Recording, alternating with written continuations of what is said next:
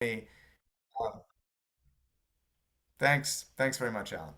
Um, so let's see. How about Julie? Would you be willing to read the Merriam-Webster definition of mysticism? We got to get you unmuted though, Julie. Sorry. I would love to read it, but Lou printed out a packet from your email, our email, and it doesn't seem to be here, Merriam-Webster. Oh, The first page of mine is Jewish mysticism's origins. oh, that's a different document, right? There was a three-page document and I think that one might be just a one pager, the Jewish mysticism's I'm origins. going to have to get off and Oh, that's okay. All right. No, well, that's print okay. it. Well, Okay. no, I know I'm not going to take your time looking for it, but I want to have it. So, Okay. Okay. We'll uh, come back though if you end up finding it, or there's another document we'll be looking at a little bit later. So okay, thank all you. right. All right, no Thank problem. you. Sure. Um, Bill, would you read that definition? There was a lot more. Merriam-Webster Online Dictionary definition of mysticism. Yes. 1. The experience of mystical union or direct communion with ultimate reality reported by mystics. 2. The belief that direct knowledge of God, spiritual truth, or ultimate reality can be attained through subjective experience, such as intuition or insight. Thank you, Bill. So, all right. So we begin with a very general, and these are all going to be vague to various degrees, but this is probably the most vague, and it's always a problem when a definition Thank you. I uses thought its it would be on own the first page. uses It its started. its Okay, this is the order. Okay. the word that you're trying to define in I the didn't know in the the order definition was itself. Me neither. Oh, Okay. Julie, I apologize. Would you guys be able to mute? Sorry. No, you're right. All right, that's all right. Thank you. Um, but the idea of a direct union or communion with ultimate reality. Again, these are very huge terms that need a lot of exploration themselves, but we get that we're talking about something very profound here. Um, and again, you can understand this in traditional theological terms, direct experience of or knowledge of God, spiritual truth is another way. So let's go on to William James, who I think many people will be familiar with as a very a renowned psychologist in the late 19th, early 20th centuries, who studied religion and the religious and psychological dimensions of human life. And in the varieties of religious experience, a very famous book of his, he has a whole section on mysticism, and he comes up with four elements that he thinks define what mysticism is. Audrey? I went to William James College, and and so I'm particularly Well, would love okay. to read some of this at least. That's I'd love to hear if this was part of if this was part of the ethos of the school. Uh, Uh, it was, I'm trying to remember in philosophy if we went through it, but I mean, William James was an amazing person, and so I just may I read some of this? yeah, actually, why don't you do that? Why don't you maybe you could read the first two and Chip could read the second two. Okay. The varieties of religious experience, ineffability, the handiest of the marks by which I classify a state of mind as mystical is negative. The subject of it immediately says that it defies expression, that no adequate report of its contents can be given in words. It follows from this that its quality must be directly experienced. It cannot be imparted or transferred to others. 2, Yeah, notic. two. Yeah. From the Greek, gnosis, meaning inner wisdom, direct knowing, intuition, or implicit understanding, quality. Although so similar to states of feeling, mystical states seem to those who experience them to be also states of knowledge. They are states of insight into depths of truth unplumbed by the discursive intellect. Thank you. So let's, before we jump into the second two. So now again, this is one person's perspective, but a person who studied this dimension of human experience and conversed with people who had these experiences, and so this is his kind of summary of what all of these experiences share. And this definitely gets into a little more um, detail than the Merriam-Webster dictionary definition. Um, so a kind of knowledge that cannot be spoken about in a satisfactory way, because it's happening at such a profound level of our awareness. But something that does change us in a very profound way, because it gives us insight that we didn't have previously. Okay, Chip, go ahead to the second two. Number 3, transiency.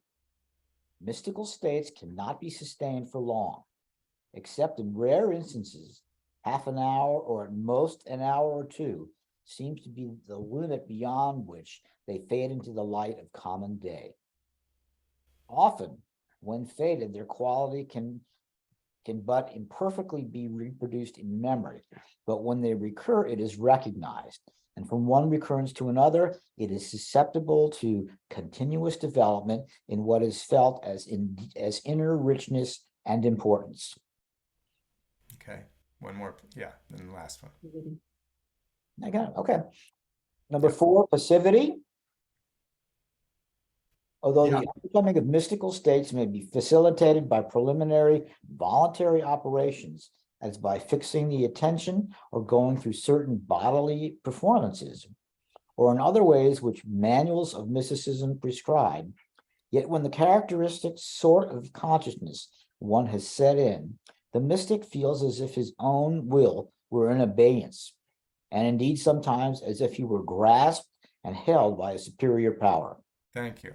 Thank you both very much. So, again, this is, one person's sense of what is at the core of mystical experience, and he's not here differentiating between experiences that take place across different religious traditions, across different individual experiences. His claim here is that all of these things characterize all mystical experience. Now, a lot of people disagree with him about that, but I thought it would be useful to see some more specificity of what this experience, what goes into making up this experience for at least some people. I wanna drop down to the bottom of the page. Rachel Elior, who is an Israeli scholar of the Jewish mystical tradition, and we'll come back to Gershom Scholem in a second, but she's got a 2-paragraph definition, first paragraph at the bottom of page 1 and then the top of page 2. And Julie, did you end up getting the document? Okay, do you wanna read Rachel Elior's definition? But we got to get you unmuted.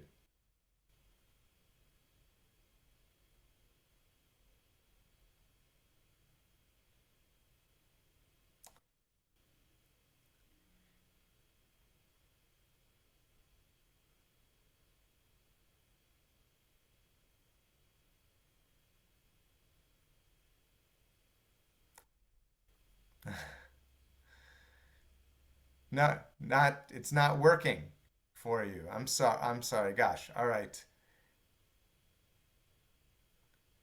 All right. I will come back. Okay. I promise. Okay. All right.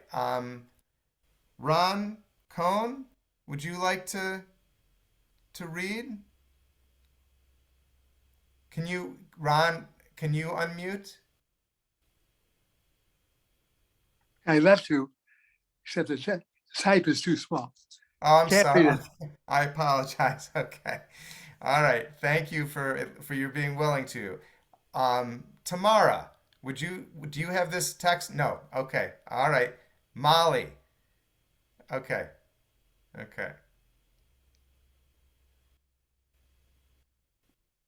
Okay. Rachel Elior, Jewish mysticism. Mysticism has many definitions. These depend not only on the traditional religious context in which it functions and the cultural, social, and historical circumstances in relation to which it is examined, but also on the standpoint of those who try to analyze it.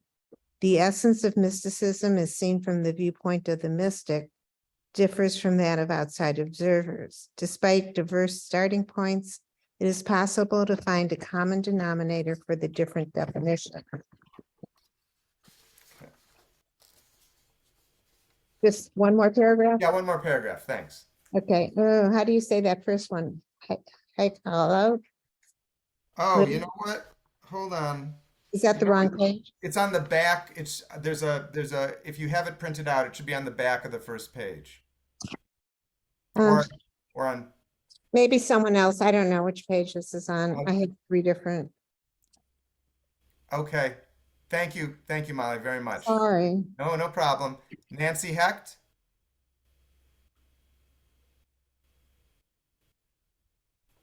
I don't think I have it.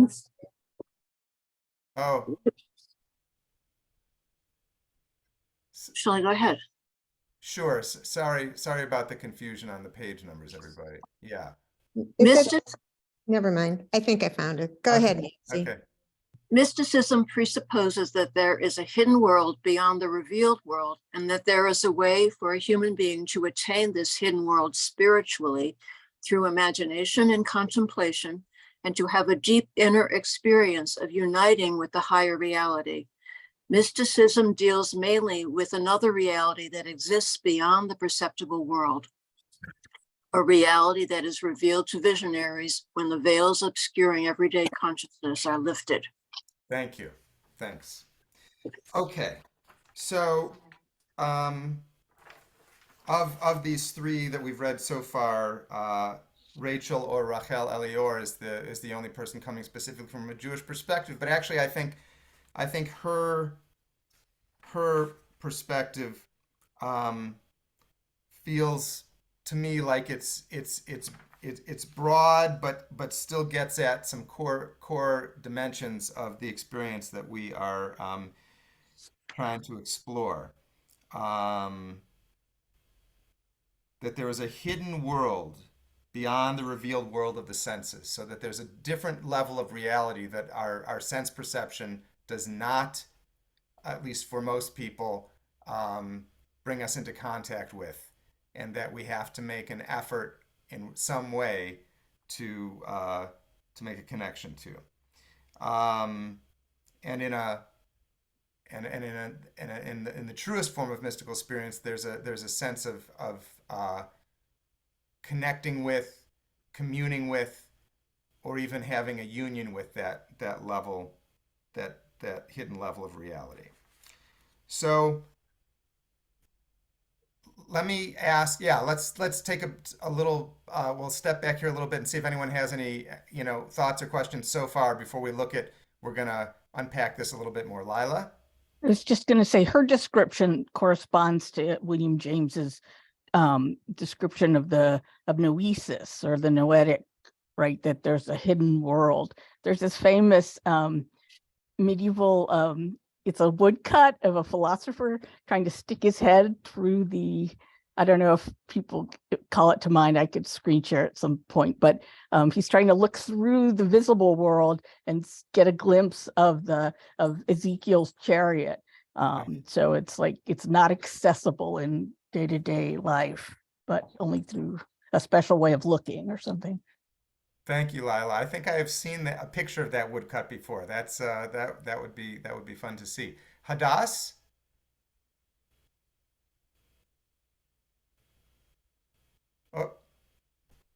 Did we lose It's you? interesting to me, the use of the phrase higher world, and I think I prefer your term higher reality, or I prefer your term hidden world, because there's this like implication of ranking or separating the divine from the ordinary, when my impression of Jewish mysticism was kind of recognizing that there is that unknowability woven into every part of life.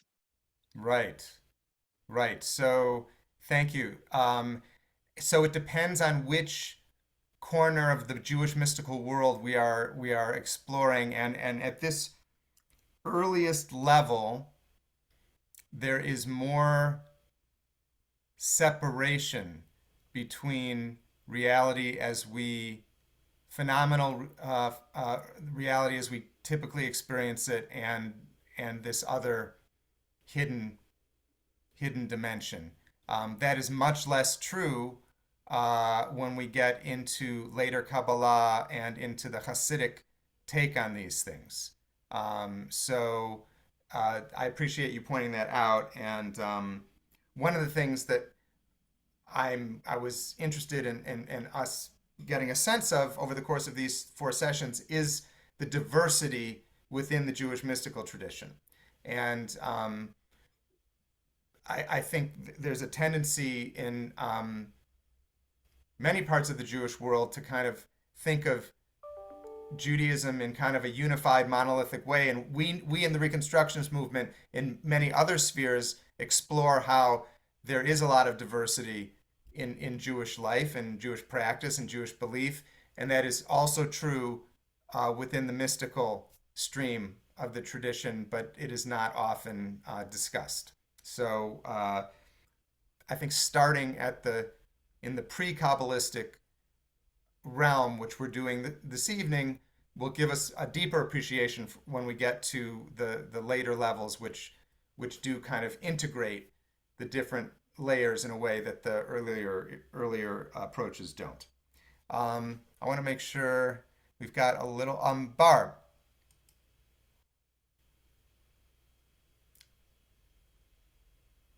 And I'll come at it from this is going to be really, really weird, a scientific viewpoint where birds and insects can discern UV light and we cannot.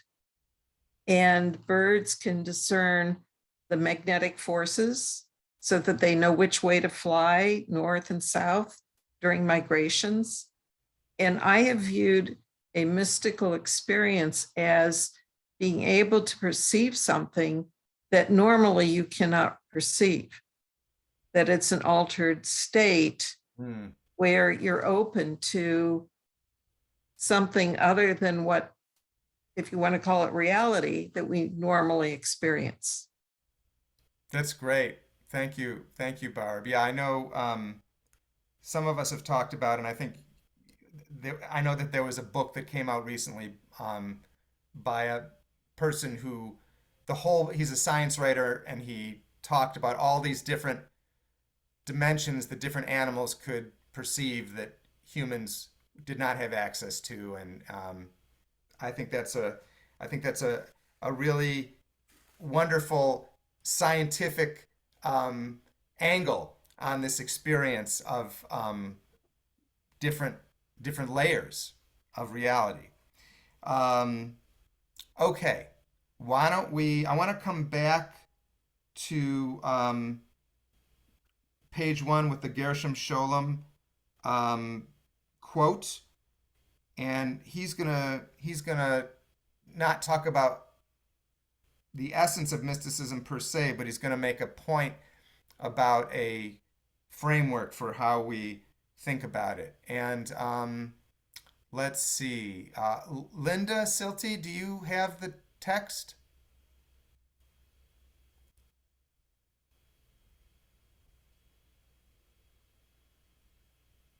Yes, it's on my computer, so it's exactly what you sent and nothing else. Okay. Do you see what I'm talking about, though? It's on the first page, major All right, trends. Gershom Scholem, you said you were gonna come back to that, or you want Yes, me? that's right. So yeah, why don't you read that one? Yeah. Okay. Gershom Scholem, major trends in Jewish mysticism. It would be a mistake to assume that the whole of what we call mysticism is identical with that personal experience which is realized in the state of ecstasy or ecstatic meditation. Mysticism as an historical phenomenon comprises much more than this experience which lies at its root. The point I should like to make is this: that there is no such thing as mysticism in the abstract, that is to say, a phenomenon or experience which has no particular relation to other religious phenomenon. There is no mysticism as such. There is only the mysticism of a particular religious system: Christian, Islamic, Jewish mysticism, and so on. That there remains a common characteristic it would be absurd to deny. But only in our days has the belief gained ground that there is such a thing as an abstract mystical religion. Moreover, the prevailing conception of the mystics as a religious anarchist who owes no allegiance to his or her religion finds little support in fact. History rather shows that the great mystics were faithful adherents of the great religions. Thank you, Linda. So this is a pretty, I think it's a pretty controversial statement by Gershom Scholem. I mean, he is the father of the scholarship on the Jewish mystical tradition, but I imagine that there are many people in the world who would take exception to his claim that you would not have access to mystical experience outside of the context of a particular religious tradition, which is not the same thing as saying that there's one mystical religion, which is what he's arguing against. But I think he makes a claim about the importance of being grounded in a particular religious tradition that seems like, to me, it's not necessarily something that's required. But anyway, we have to read it. We have to take him seriously because of who he is. Linda, you want to comment on that? I was just going to say, I had what I would call mystical experiences before I had any introduction to any religion whatsoever. Mm-hmm. So I would agree with you rather than that it has to be based in some particular religion. Thank you. Thank you for sharing that. So, all right. We have one more kind of background piece from Arthur Green on page 2, right after the second paragraph of the Rachel Elior quote. This is from his guide to the Zohar. And he also has something to say about how to understand mysticism in a specifically Jewish context. Susan Morgenstern, do you have this text in front of you? I do. Oh, that would be great if you'd be willing to read that. Okay. And then I wanted to go back to the point that was just discussed, but maybe this will answer the point. So, okay. What do we mean by the term Jewish mysticism?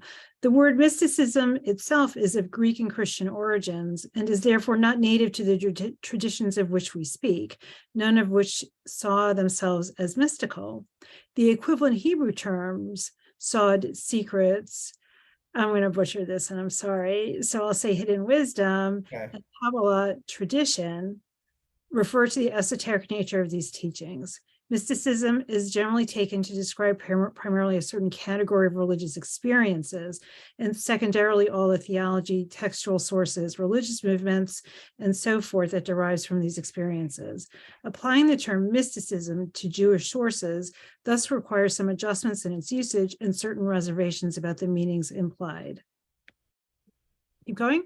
Yeah, keep going. Yeah.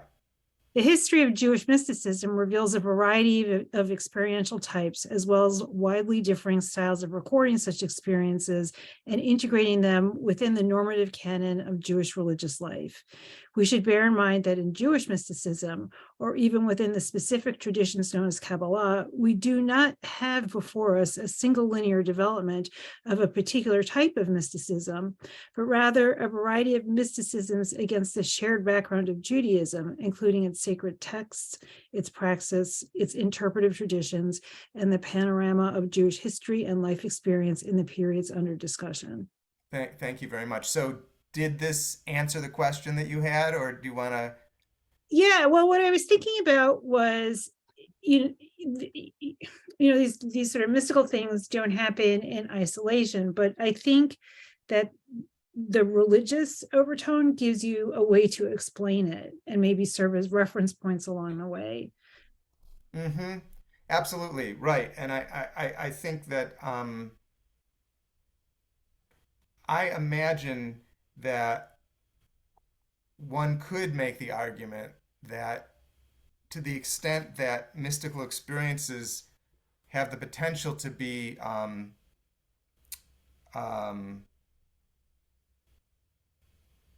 now I'm blocking on the term I want to use, but to throw us off balance a little bit, let me say it that way, that having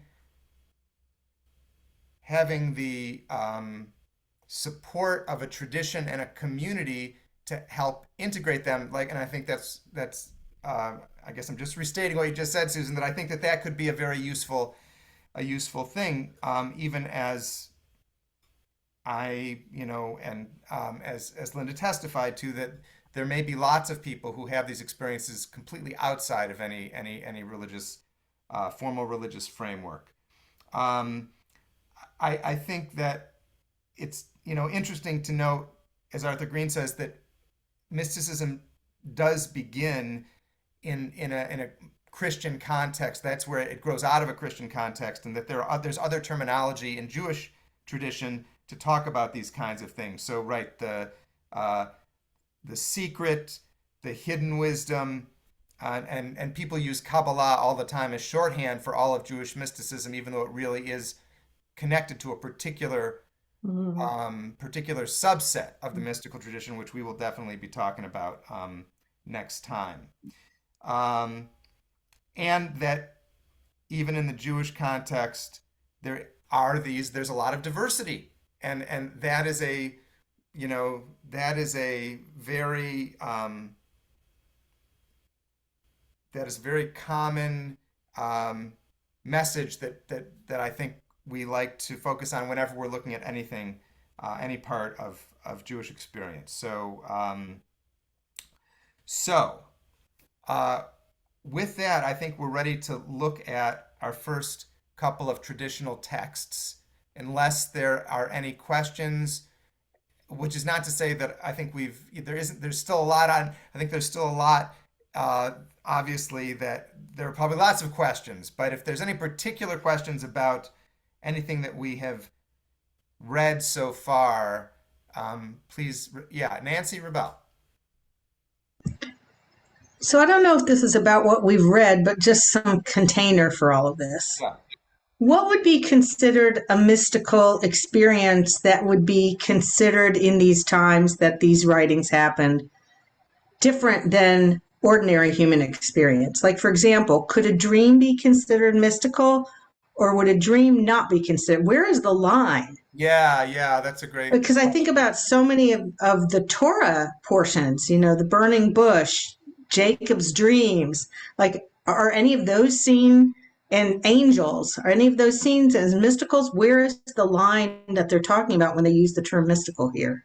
Yeah, so I don't have a definitive answer to that question. I can tell you, and again, this is Gershom Scholem, who had very definite beliefs about this, but he felt that nothing in the Torah or the Hebrew Bible qualified as a mystical experience the way he was defining it. And I think he would say that that in part has to do with the sense that if we read the Bible and assume that it's, whether or not it's any of it is historically accurate or not, that it's describing a kind of culture in which people could encounter divine beings, let's say, without going into any kind of altered state, right? I mean, you could argue, well, maybe Moses was in an altered state when he encountered the burning bush, or maybe Jacob was in an altered state when he was wrestling with the angel. But it's possible to read those texts and say these dimensions of life were seen as being accessible to people in a way that the way that Sholem talks about mysticism, where you have to really, or the way that when Lila talked about that woodcut of the person like trying to put his head through, I don't remember exactly, where you have to penetrate some different dimension of reality in the biblical context.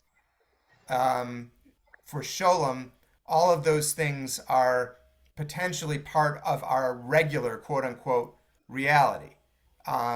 We don't have to, we don't have to enter an altered state. I don't know if and again, that's just his perspective. I Well, think but some of these writings use the term intuition. Where would intuition be?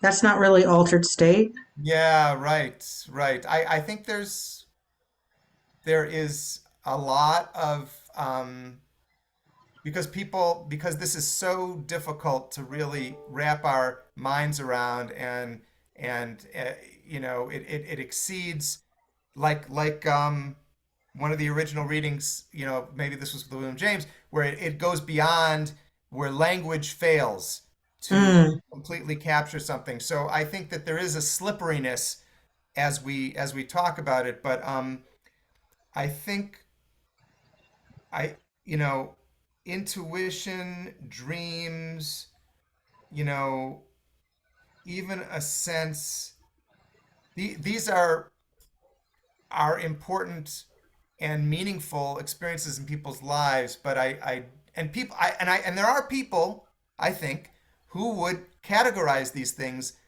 as in the world of the mystical. So I don't want to say that, it's not clear cut. I think it depends on who you ask the question to. Okay. And the line is not drawn in the same place by everybody. So, good question. I wish I had a better answer. No, that answers it. It like depends who the speaker is and who the experiencer is. That's a good answer to me. All right. Thank you. Thank you, Nancy. Ron, I see your hand is raised. Yeah, this may be big generalization, but it seems to me that all religions start with a spiritual, mystical experience. Yeah. And then they often forget about this spirituality and play bingo and get into other intellectual stuff because for whatever reasons, but they all start with some mystical story. And that is a common perspective among people who study this stuff, that that there's this phrase called the perennial philosophy, which is this, and not only says that that underlying all religious traditions is a core of kind of mystical experience, but it also says that that core of mystical experience is basically the same across all these different religious traditions. And again, there's a lot of debate about that. There are schools of religious scholars who support that perspective, and there are other schools who say, you know what, that's just wrong. And each religious tradition and each mystical framework that emerges from that religious tradition is its own unique thing. Personally, I tend to fall in the first category, that there is kind of this shared experience across different religious traditions. I will just share one other, again, this is another Gershom Scholem thing that I came across in preparing for the class, that he believed or saw that religions develop in three different phases. And phase one, and this is going to be in contrast, Ron, to what you were saying. In his phase one of religion, the divine and human worlds are completely overlapping and intersecting. And so there's no need for mysticism because people, humans and divine beings are, encountering each other on a, Yeah. on a regular basis all the time. And so it's just, they share a dimension of reality. Second phase of Non-dualism. right, yes, that's right. And then he says the second phase of reality is the classic religious development that puts a wedge or a gap or a chasm between the human world and the divine world, where there's transcendence and the two worlds no longer intersect with each other. And in that context, that's when mysticism comes into play, because there's a recognition that there's a gap that people now want to close or bridge between the human world and this hidden world of divinity. Or maybe, so anyway, that it's there are many different ways of analyzing it, and again, I think you're in good company regardless of which perspective you feel is the most accurate in terms of your own experience and your own learning. Thanks for that a great question. I see either Louise or Joel or both have a question or comment. It's Louise. Hi. So my question is this, or a comment. In the Bible, at the beginning, God is very present. And by the time you get to the Purim story, God doesn't exist in the Purim story. Right. So that would be a perspective that I think would support Scholem's basic analysis of the development, the evolution of religious understanding. Right, because you could, right, Adam and Eve hear God walking in the Garden of Eden, or they see, they experience that connection, and a lot of the matriarchs and patriarchs do as well. So yes, and there's actually there's a book that was written that traces the development of how God is viewed across the Hebrew Bible. I think it's called God, a Biography, and it makes that exact argument. And there are other biblical scholars that do as well, they say that one of the stories that the Bible tells is the steady God's kind of steady disappearance from the human world, in terms of an accessible sense of connection. So yes, thank you for that. That is a good point. All right. Are we good to go into our first traditional text here? We are going to look at 3 rabbinic texts that all deal with the rabbi's sense of concern around the risks involved with studying these kinds of texts. This is not, and nevertheless they do, and so we're going to see some prohibitions, and then of course people going off and studying this stuff anyway. So we're gonna start with a Mishnah text, the older layer of the Talmud.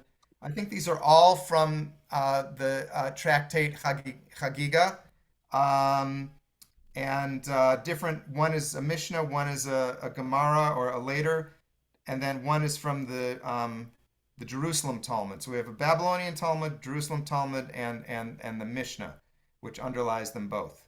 So they're also going to be referring to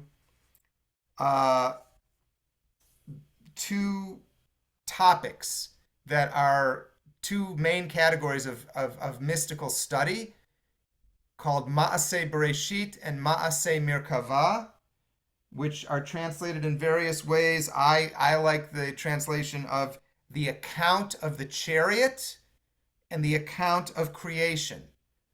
And they refer to specific chapters in the Bible. The account of creation is chapter 1 of Genesis, which probably lots of us have read many times, but it's also known as a very mystical text. And the account of the chariot is chapter 1 of the book of Ezekiel, the prophet Ezekiel. So when we see those terms, the act of creation or the account of creation or Ma'aseh Bereshit, that's what's being referred to. So we're going to let's look at Mishnah Hagigah, and let's see. Julie, do you have that? Yeah, Okay. Would you mind reading that? sure. Thank you. One may not expound the topic of the act of creation and the secrets of the beginning of the world before two or more individuals, nor may one expound by oneself the design of the divine chariot, a mystical teaching with regard to the ways God conducts the world, unless he is wise and understands most matters on his own. The Mishnah continues in the same vein. Whoever looks at four matters, it would have been better for him had he never entered the world. Anyone who reflects upon what is above the firmament and what is below the earth, what was before creation and what will be after the end of the world, and anyone who has no concern for the honor of his maker, who inquires into and deals with matters not permitted to him, deserves to have never come to the world. Okay. So this text obviously wants to put some boundaries around what people study and how far afield people's inquiry can go, at least from a legitimate religious perspective. And the two halves of this text are really a little bit in tension with each other, right? The second half is saying it's just off limits. People should never, we don't want to, it's not our place. It's not our place to explore the mysteries of the above and below and before and after. It's like Moses asking God to see God's face, and God says, "You can't see my face." And but then the first part of the text says you can study this stuff, but only under very, very restrictive conditions. This is powerful material, and you can only transmit it, or you can only talk about it in very small numbers, small groups. So actually, the act of creation is you can only talk about that with one other person. So you can have the teacher and the student. And according to this text, if you want to study the Ezekiel text, you can only do it on your own, and only if you have achieved a certain level of understanding yourself. And otherwise, you shouldn't even try to do that. Lila. I was just going to say, this is specifically saying this isn't stuff for students. Like, don't try this on your own. Don't and try this at home, right? And you are supposed to be wise and be able to understand everything that went before on your own. So you can't be a student. You have to be a master. So. Right. And how do you get to be, and it's a very narrow path to get to be a master, because you have to find someone out there who's willing to teach you if this is something that you are interested in learning. There are other texts which list all kinds of personal characteristics that are required. And a lot of us have heard before, there's this constraint that gets thrown around that you have to be 40 years old and you have to be married and you have to have raised children and you have to have studied a lot of, Bible and Talmud, and only then are you in a position to study mysticism, without putting yourself at too much risk. Most mystics totally ignore, most of the great mystics in our tradition were doing this stuff in their, much younger years. They didn't wait until they were 40, but especially as we get into the, the later layers of Kabbalah, we're going to see that. But this is that's a tension here, right? It's the traditionists saying, let's be careful about this. And some people in tradition are saying, let's not even approach it under any circumstances. So this is very, very constraining. Okay. So far, we're going to look at a Talmudic kind of exploration of these ideas. And this is a story that may be familiar to many of you. But this story and the next one together kind of created the core of a novel written by Rabbi Milton Steinberg called As a Driven Leaf. I don't know if anyone's ever read that book, but it's a really interesting book. And if you're interested in this stuff, I highly recommend that you get a hold of As a Driven Leaf and read it, because he explores this stuff in depth. Louise, I'm sorry. I think you have your hand up again. Or is that right? Yes. Yes. So I had a question. And when they talk about never coming to the world, meaning that mystical world, right? Not that you shouldn't never have been born. I actually think they mean the second.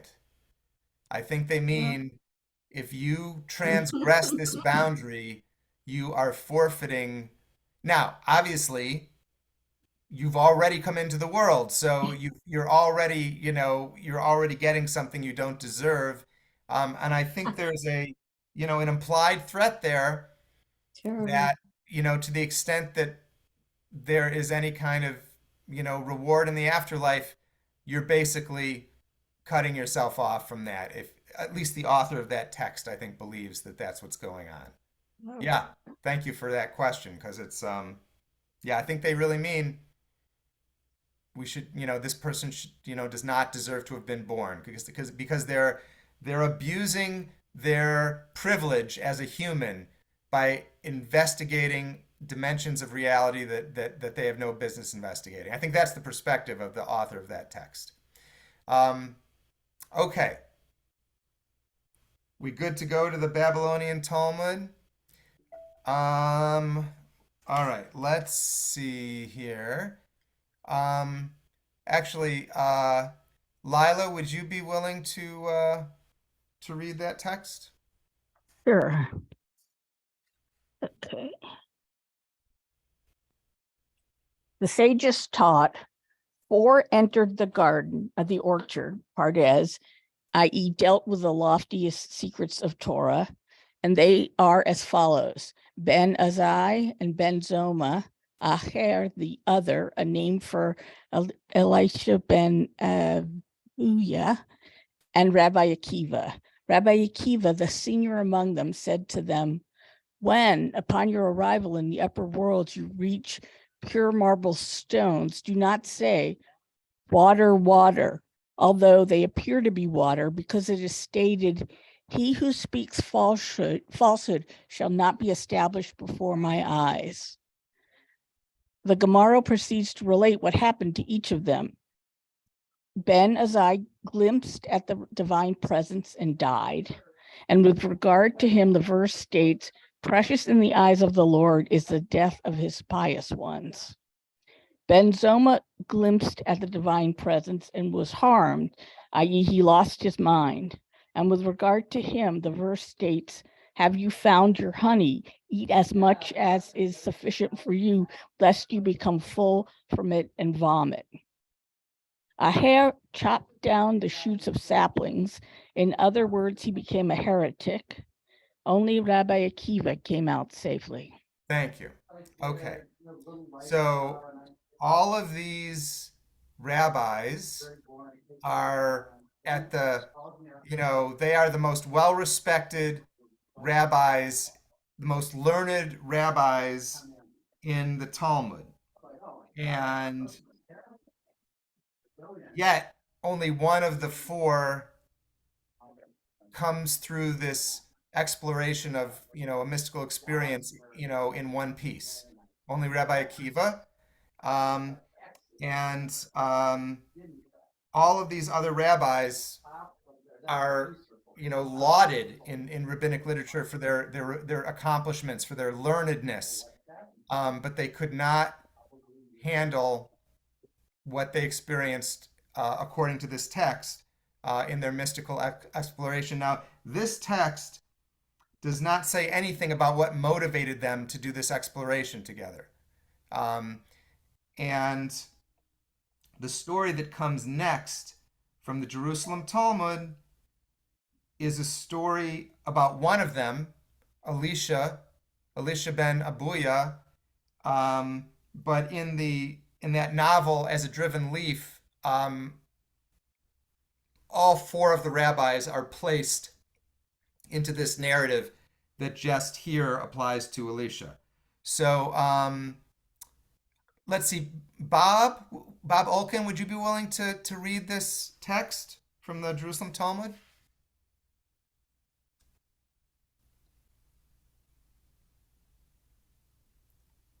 And all that came to him, Elisha ben Abuya, because he was sitting memorizing the law in the valley of Gennesaret, and saw a man climbing to the top of a date palm, taking the mother with the chicks and descending safely. The next day he saw another man climbing to the top of a date palm, taking the chicks and sending away the mother. And climbing down, he was bitten by a snake, and he died. He said, "It is written, you surely shall send the mother away, but the chicks you may take for yourself, so it will be good for you and prolong your days." Where is the good for this one? Where is the prolongation of days of this one? He did not know that Rabbi Jacob had explained it preceding him, so it will be good for you in the future world, which is all good, and prolong your days in the future, which is all long. Thank you, Bob. So, could you explain the chicks and mother reference? Yes, I will do that. Absolutely.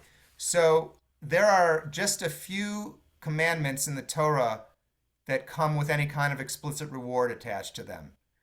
And one of them is honoring your parents.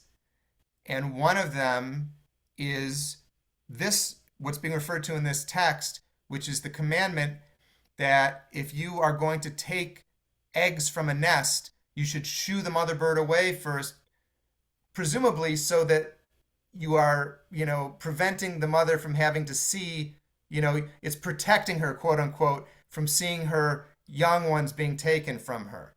And it's understood in parts of Jewish tradition as being one of the laws of compassion for animals. We could debate that very easily, right? But that is the law, and it says there that if you fulfill this commandment, this mitzvah, you will be rewarded with length of days and blessings in life. And so in this text, you see this great rabbi, Elisha ben Avuya, who's, sitting, having a very beautiful day in this valley, and he sees a person who explicitly contradicts the mitzvah, and he comes away, scot-free from it, right? Nothing happens to the guy. And, the very, whether it is, it's the next day, no, right.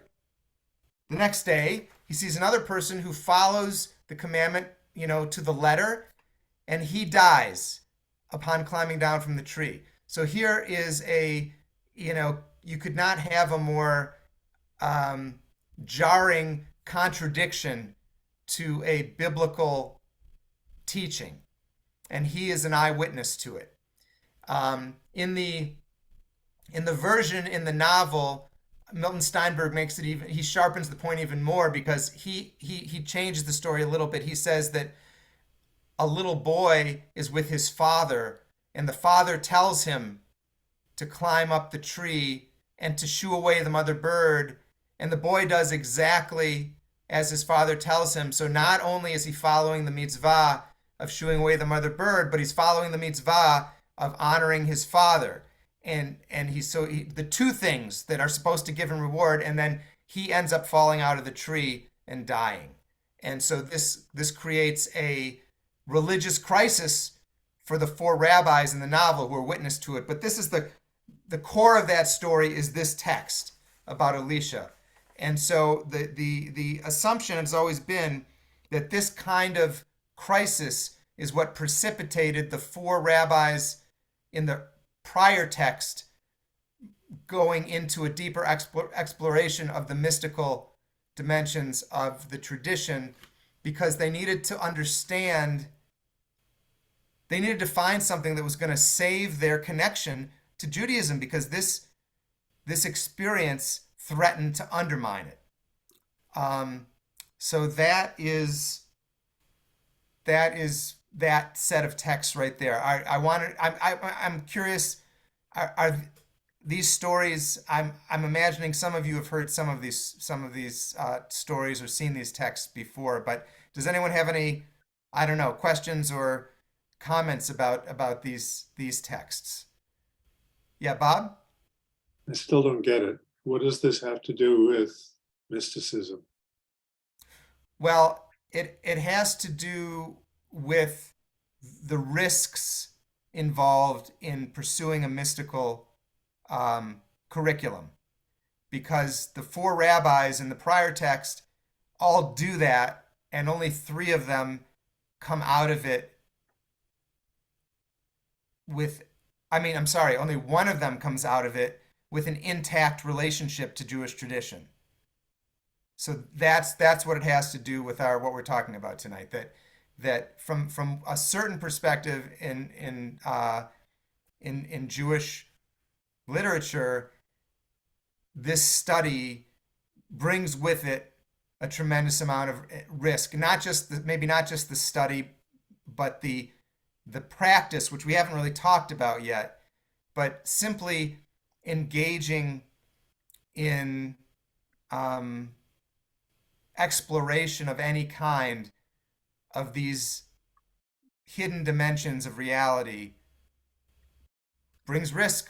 That's the main. And I just brought the text about Elisha because I wanted people to understand at least one angle on what drove this exploration in the first place. So it's just one possibility. Thank you for that question. So does this perception of mysticism being a forbidden territory to commoners persist in the Jewish practice of mysticism? Great question. I think I'm going to say I apologize. I'm going to answer in the same way that I answered Nancy before. I think it really depends. I think it's much less true in the liberal,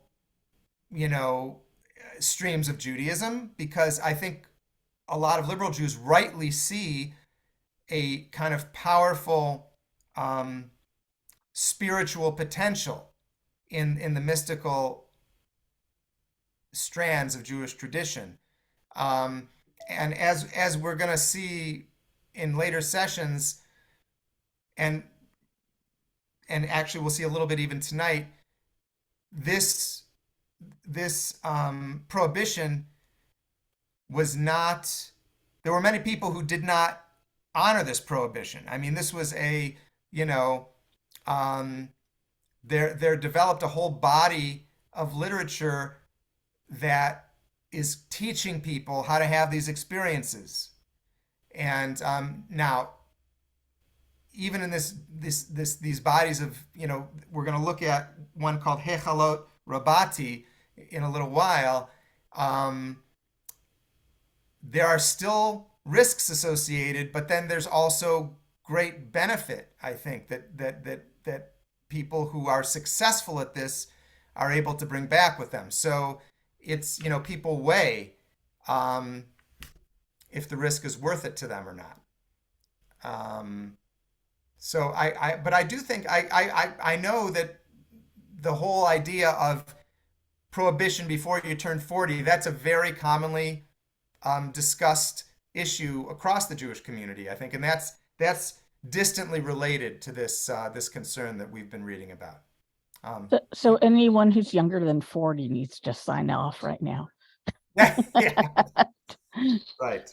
So, right, we'll see in a couple of weeks, Isaac Luria, who one of the greatest mystical teachers in Jewish history, really became a teacher in his 20s, and unfortunately now he actually died when he was 39.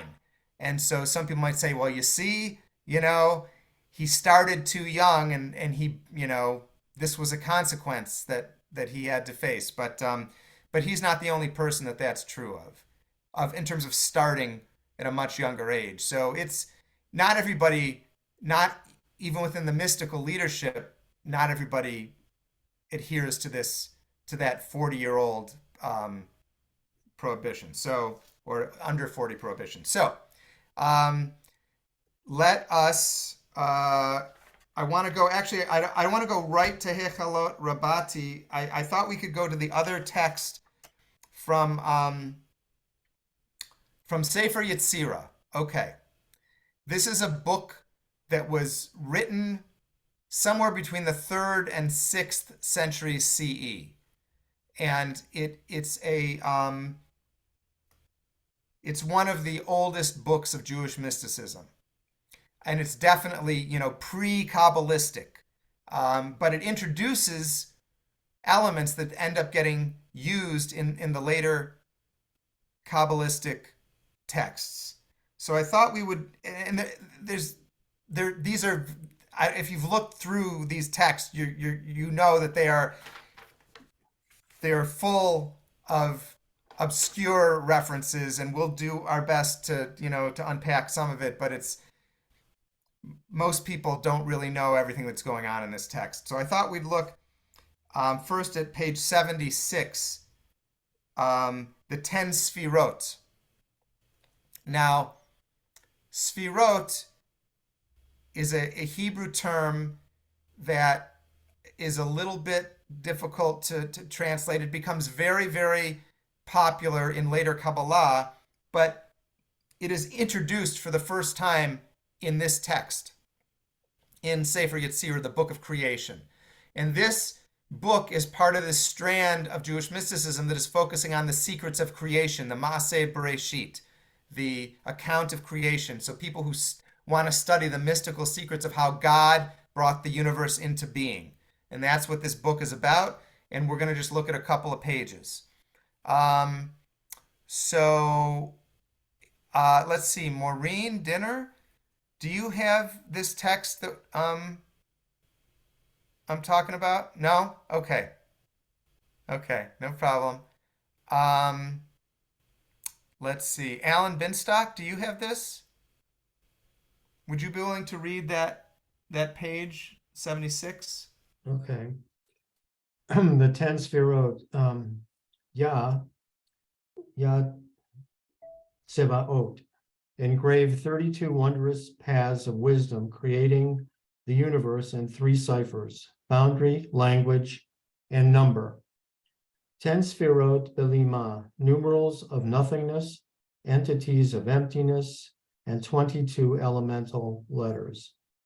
10 Sfirot Belima, corresponding to the 10 fingers, 5 opposite 5, with the covenant of oneness precisely in the middle, in the word of the tongue and in circumcision. 10 Sfirot Belima, 10 and not 9, 10 and not 11. Understand in wisdom, be wise in understanding. Examine them, explore them, know, contemplate, and visualize. Establish the matter thoroughly and restore the creator to his abode. Their measure is 10, yet infinite. 10 sphirot belima. Bridle your mind from imagining, your mouth from speaking. If your mind races, return to the place you departed. Remember what is written, the creatures darting to and fro. Concerning this, a covenant has been made. 10 sphirot belima. Their measure is 10, yet infinite. Their end is embedded in their beginning in their end, like a flame joined to a burning coal. Know, contemplate, and visualize that the Creator is one without a second. Before one, what can you count? 10 sphirot belima, their measure is 10, yet infinite. Depth of beginning, depth of end, depth of good, depth of evil, depth of above, depth of below, depth of east, depth of west, depth of north, depth of south. God alone rules them all from his holy abode to eternities of eternity. 10 sphirot belima, a vision flashing like lightning. Their limit has no end. God's word surges through them. Thank you, Alan. Thank you very much. So, okay. um, this is a very difficult text. I Xeroxed it from a book by Daniel Matt, who is the person who has done most to kind of translate the Zohar into English, and he's got notes at the back of the book that I was using as I was going through, and even his notes are, he is, wrestling with what is going on in this text. Let me just ask, is there anything that jumps out at you that you are intrigued with, or that evokes something in you that that is connected to something? Let's just see what people come up with here. Yeah, Barb Truitt. I'll just second. I have to go back to the text. What leapt out to me was, oops, wrong text. The one about bridle your mind from imagining, your mouth from speaking. If your mind races, return to the place you departed. That's very much trying to meditate. Remember what is written, the departures darting to and fro. The creatures, your thoughts are always going. Concerning this, a covenant has been made. You always return to where you started. That's very nice. That's a very nice interpretation of that. That's thank you. Thank you. Nancy? And Barb, of course, I had the exact same connection to that one, shockingly. I did want to ask a question real quick first and then respond to your question, Steve. What does the word belima mean? Yeah, it means like without anything. It's like a way. He actually has a comment on belima. It is. Where's his belima comment? Liam, Hebrew is just without. Without, and ma is what? Like without something. Without what? Yeah. Because what jumped out at me when I sort of listened, that concept of listen with the left side of your brain, I didn't look at the words. I tried to listen to the whole reading. It reminded me of what I'm sure is to come, which is Ein Sof, no beginning, no end, all one. And how if you really look at this entire reading and don't try to analyze the individual paragraphs or lines, it all comes together as it's not concrete, it's ethereal. There's no beginning, no end, no form. Right. Although that's true on one end of things, but there are these 10 Yeah, there's the numerical 10. entities, and there are 22 linguistic entities. There are 22 letters. There are 10. He translates the sfirot as numerical. I think he calls them numerical entities. Like he's like wrestling with how to translate them. That they do become much more defined in later Kabbalistic understanding. But here they are, they individually aren't unpacked in any way. They're just a group of numerical, kind of the mystical, the spiritual foundation of the universe in combination with the letters are, in some way God uses to create the universe.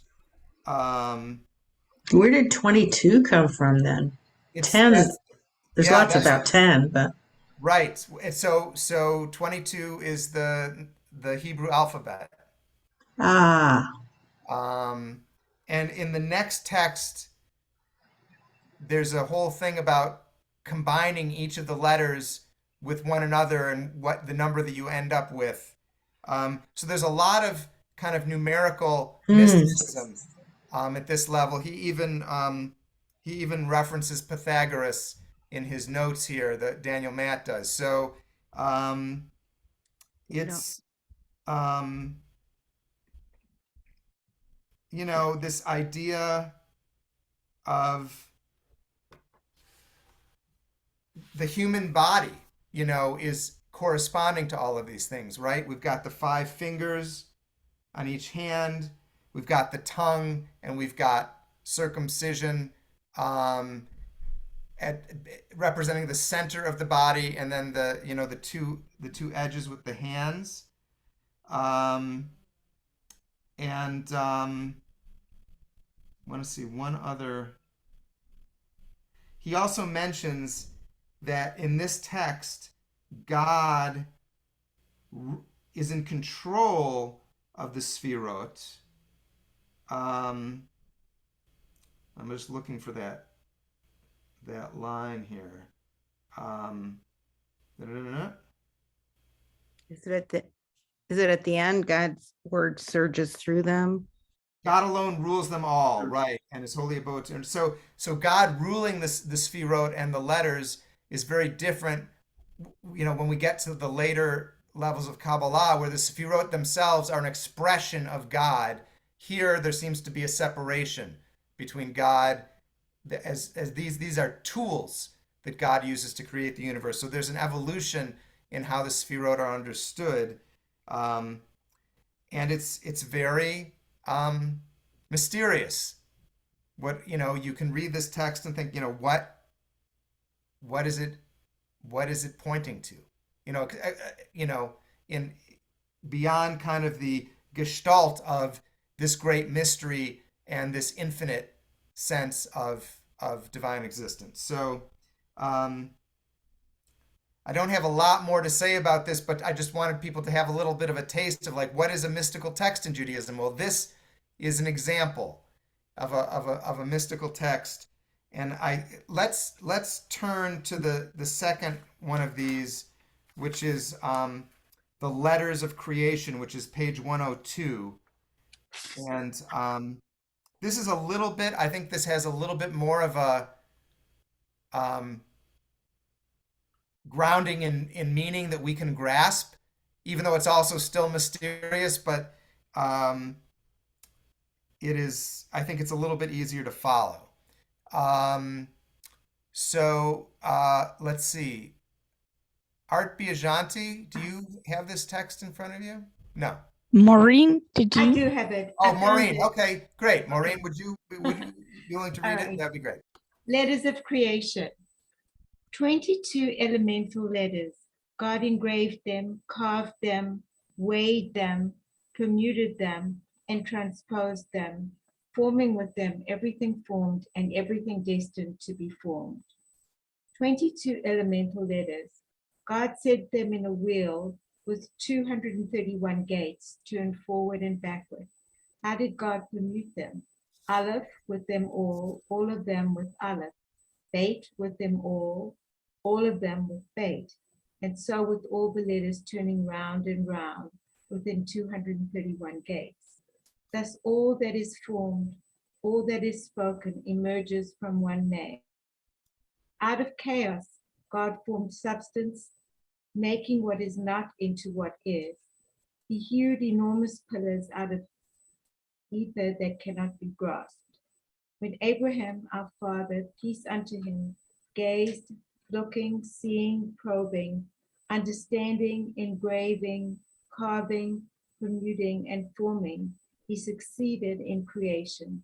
Immediately God manifested to him, embracing him, kissing him on the head, calling him, my beloved. Thank you very much, Maureen. So there's a little bit more of a narrative here that's descriptive of God's creation process. Not that it's at all clear how this is happening, but it involves the letters and the permutation of letters, each letter with all the other letters in the alphabet. And this permutation creates these gates that allows for the world of physical reality to come into being. So again, both this text and the last one we looked at really focus on kind of the secret dimension of the creation story. They all grow out of chapter 1 of Genesis and trying to explain, really,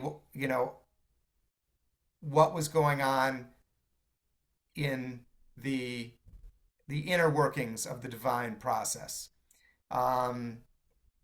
So, See, Carol. can I just ask a question? Because in the one we read before, the first two lines when it says 10 Sphirot, Belima, numerals of nothingness, entities of emptiness, and 22 elemental letters. I mean, to me, that's directly paradox. That's the whole paradox of, and well, anyway, and then when it goes on with such specificity about these 22 elemental letters, I mean, to me, that's very mystical, very much like the ineffable, I mean, it's like a little bit like everything's there, nothing's there, it's, but the other thing that I don't know if this is related. I just remember once we were talking, but you did a teaching about this image that's mystical of the Torah being white fire, that the black fire on white fire. This is kind of the image that came up for me with this, but I don't know. I mean, maybe it's not related, but isn't it? No. So that's kind of that's just what came into your vision as you were reading this text. Yeah, and for my understanding of that is that, and that's a mystical teaching, isn't it? That absolutely. that the letters are what we can see, but that the space between the letters is very significant, and it's white fire on black fire, and that's what is hidden, what is concealed, but supposedly it has as much meaning and weight as what we see. And so that's what, so that came to me, and it may not even be related, but I don't care. That's great. And as much or more meaning, even maybe, the white fire, some people might say like there's actually a lot going on more in the white fire even than the black fire, which we can make sense of. So yeah, I think that's a really good point about the tension between the way that the Sphirot are described. The letters are given all kinds of context. Like they're not called nothing in the way that the Sphirot are called nothing. Yeah, I think that's interesting, and I don't have a good answer. And Daniel, Matt, I think that's the answer. I think that's the answer. Oh, well, good. You cannot approach it on the level of the intellect. Yeah, it's like, what is out of a tree falling in the forest if nobody's there to hear it? It's just you're not going to stop it. Maybe it's my intellect is limited, but it is. But you have to go beyond. Yeah, beyond knowing. I think that's right. Sorry, go ahead, Ron. I apologize. Well, that's all. Thank you. And I think I think the paradox that you're both pointing to, and you know, and all the definitions pointed to as well, that these experiences, these understandings are not capturable in language, and yet we come from a tradition that is very devoted to language. And in this text, in these two texts, it even says, I mean, it's, you know, and you know, maybe there's a distinction to be drawn between language and intellect, you know, but according to these texts, the building blocks of language are also the building blocks of reality, of physical reality.